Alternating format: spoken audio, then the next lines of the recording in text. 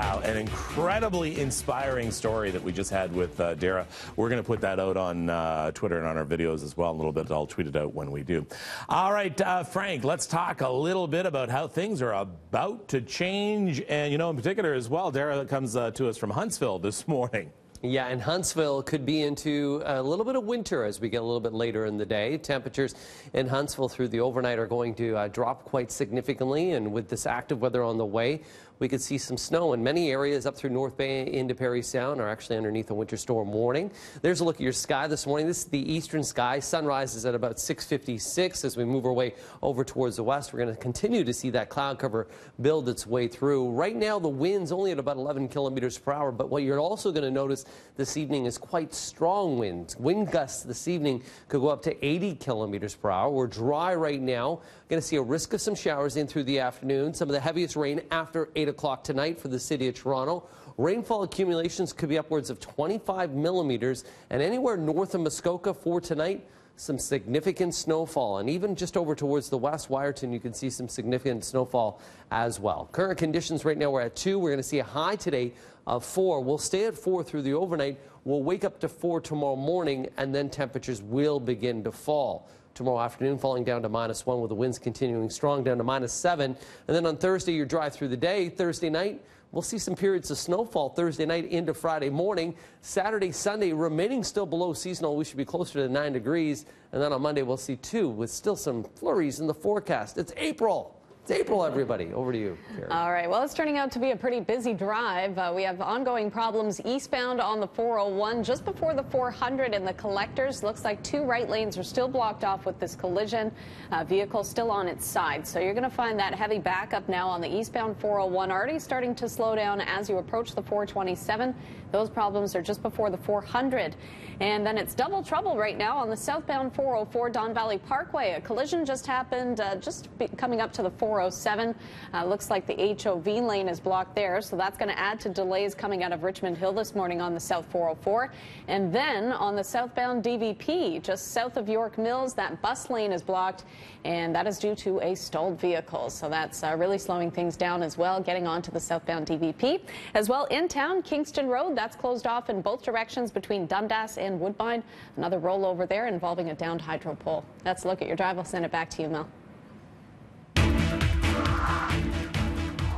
All right, let's bring you right to those problems on Kingston Road. A portion right now closed off after this early morning rollover. We're going to take you to a live look at the scene right now.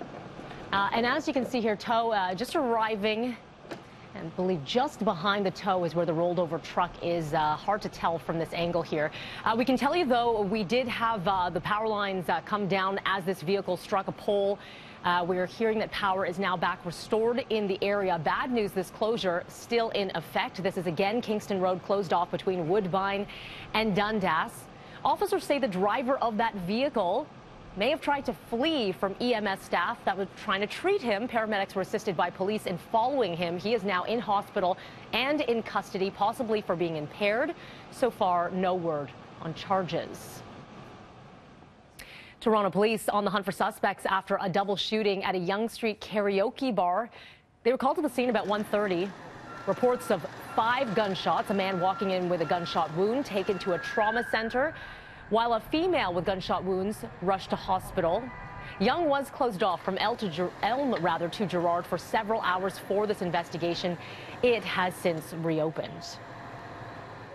A 45-year-old woman in hospital with 2 broken legs and a broken pelvis after a hit-and-run crash in Brampton. Police say this happened just before 10 o'clock at Bramley and Steeles last night. The driver did not remain at the scene, but some pieces of the vehicle were left behind by the impact. Police now looking for a black 4-door Honda or Mazda with damage to the front. They're also hoping to speak to 2 other drivers who were at the intersection at the time. You are asked to call Peel Police if you have any information. York Regional Police investigating after a badly decomposed body recovered from the Rouge River in Markham late last night. It was found sometime after 10 near Warden and Enterprise, just north of the 407.